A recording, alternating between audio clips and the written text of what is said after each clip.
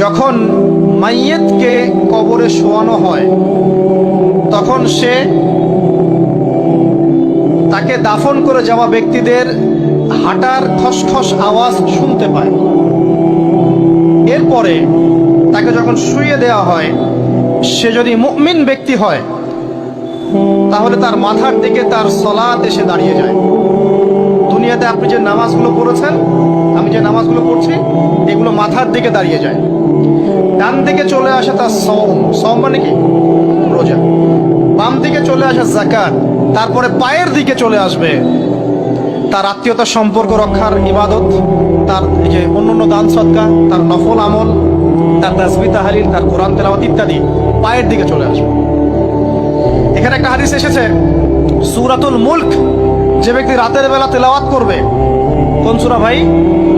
তাবারাকাল্লাযী বিয়াদিহিল মুলক ওয়া হুয়া আলা কুল্লি শাইইন কাদির।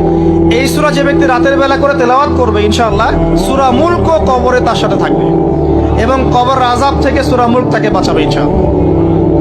আমি বুঝাচ্ছি যে কি অবস্থাটা হবে। এবার দুজন ফেরেশতা মাথার দিক থেকে আসবেন, আসতে চাইবেন, সালাত বলবে এখান দিয়ে আসা যাবে না, এদিক দিয়ে আসা যাবে না। ডান দিক দিয়ে আসতে চাইবেন, এদিক দিয়ে আসা যাবে না। বাম দিক দিয়ে আসতে চাইবেন, যাকাত বলবে এদিক দিয়ে আসা যাবে না। পায়ের দিক দিয়ে আসতে চাইবেন, আমলগুলো বলবে এদিক দিয়ে আসা যাবে না। তারপরেও তারা আসবেন, চোখগুলো হবে নীল এবং কালো বর্ণ, নীলাপ চোখের, কালো। মুনকার নাকি? উঠে বসিয়ে দেওয়া হবে। এবার তিনটা প্রশ্ন। প্রথমে প্রশ্ন হচ্ছে কি? মান রব, তোমার রবকে? তখন মুমিন বান্দা বুক ফুলিয়ে বলবে রব্বি আল্লাহ, আমার রবকে আল্লাহ। পৃথিবীতে যে ব্যক্তি আল্লাহর সাথে শিরিক করে নাই, আল্লাহ তাওহীদের উপর থেকেছে এবং তার উপরে মৃত্যুবরণ করেছে, ইনশাআল্লাহ সে ব্যক্তি এর উত্তর নির্দ্বিধায় দিতে পারবে ইনশাআল্লাহ।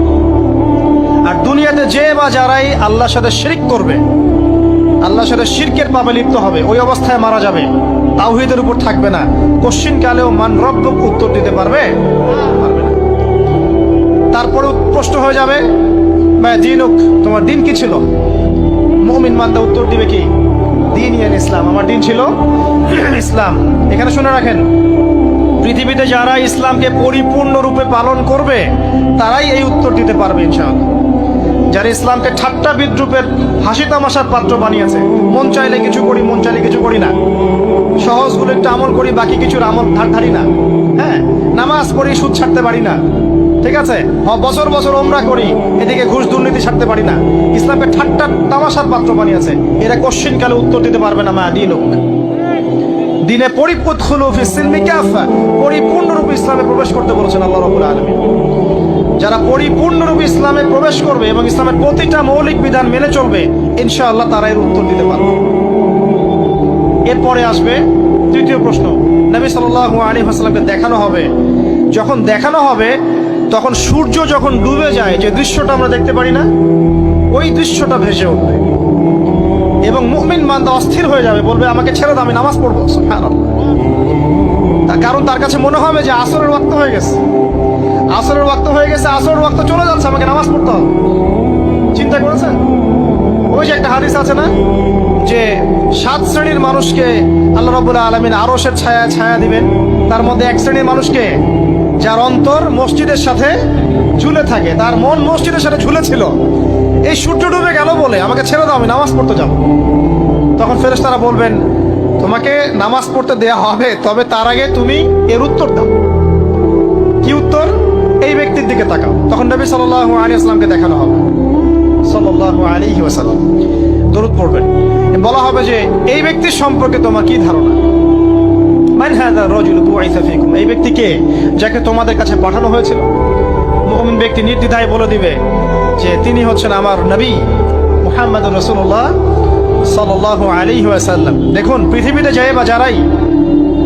যে বা যারাই নবী সাল্লাল্লাহু আলাইহি ওয়াসাল্লামের সুন্নতের উপর আমল করবে, ইনশাআল্লাহ সে তার উত্তর দিতে পারবে। দুনিয়াতে যারা নবীর সুন্নতের 5 পয়সা পরোয়া করছে না, তার আদর্শের 5 পয়সা দাম দিচ্ছে না, তারা কোশ্চিন কালে উত্তর দিতে পারবে না। নাম হতে পারে আব্দুর রহমান, আব্দুর রহিম, নবীর সুন্নতের ধারে না, তারা উত্তর দিতে পারবে না। নবীর সুন্নতের গুরুত্ব কত গভীর, এটা আমাদেরকে এখান থেকে বুঝতে হবে। তাই প্রিয় যুবক ভাইরা, মুসলিম ভাইরা, আমাদের জীবনটাকে নবীর আদর্শ এবং সুন্নতে ঢেলে সাজাতে হবে। সকাল থেকে সন্ধ্যা পর্যন্ত প্রতিটা কাজ করবো কার তরিকায়? রাসূলের তরিকায়। নামাজ পড়বো তার তরিকায়, রোজা, সিয়াম, হজ, জাকাত, আমল, মুআমালাত, আখলাক সব কার তরিকায়? নবী সাল্লাল্লাহু আলাইহি ওয়াসাল্লামের তরিকা অনুযায়ী ইনশাআল্লাহ। আল্লাহ পাক তৌফিক এনায়েত করুন, আমিন। এবার ফেরেশতা দুজন জিজ্ঞাসা করবেন অবাক হয়ে যে তুমি কিভাবে এটা জানলে? তুমি কিভাবে এই তিনটা প্রশ্নের উত্তর দিতে পারলে? কারণ বেশিরভাগ মানুষ তো উত্তর দিতে পারবে না, বেশিরভাগ মানুষই এই উত্তর দিতে পারবে না। কারণ কিয়ামতের মাঠে 1999 জন মানুষ জাহান্নামে যাবে। তো এটা কঠিন পরীক্ষা। আল্লাহ রাসূল সাল্লাল্লাহু আলাইহি ওয়াসাল্লাম বলেছেন যে নিশ্চয়ই তোমাদেরকে এখানে পরীক্ষায় ফেলা হবে, আর তোমরা যদি এই পরীক্ষা জেনে তোমাদের মৃতদেরকে দাফন করা থেকে বিরত না থাকতে, তাহলে আমি তোমাদেরকে শুনিয়ে দিতাম কবরে কেমন পরীক্ষা হয়। মানে যদি আমরা শুনতে পারতাম যে কবরে কেমন পরীক্ষা হয়, আমরা ভয়ে আমাদের মৃতদেরকে দাফন পর্যন্ত করতাম না। এটা নবীজি বলছেন সাল্লাল্লাহু আলাইহি ওয়াসাল্লাম। তাকে জিজ্ঞাসা করা হবে যে তুমি কিভাবে জানলে এটা? বেশিরভাগ মানুষ তো পারে না উত্তর দিতে। তখন সেই ব্যক্তি বলে বসবে, সেই ব্যক্তি বলবে যে করাতু কিতাব আল্লাহ, আমি আল্লাহর কিতাব এই কোরআন পড়েছি। মুমিন বলবে আমি আল্লাহর কোরআন পড়েছি, ফাআমানতু বিহি, আমি এর উপর ঈমান এনেছিলাম, ওয়া সাদ্দাকতু, এবং সত্যায়ন করেছিলাম। অতএব দুনিয়াতে যারা দিনের জ্ঞান অর্জন করছে না, কোরআন পড়ছে না, হাদিস পড়ছে না, পড়াশোনার চেষ্টা করছে না, জানার চেষ্টা করছে না, কবরে পার পাওয়া ডিফিকাল্ট আছে। এটা একটা অন্যতম প্রশ্ন। আমরা কিন্তু মনে করি তিনটা প্রশ্ন হচ্ছে, আসলে প্রশ্ন হচ্ছে কয়টা? 4টা। তিনটার পরে আরো একটা এক্সট্রা। কিভাবে জানলে? তখন উত্তর দিচ্ছে আমি আল্লাহর কিতাব পড়েছি, ঈমান এনেছি, সত্যায়ন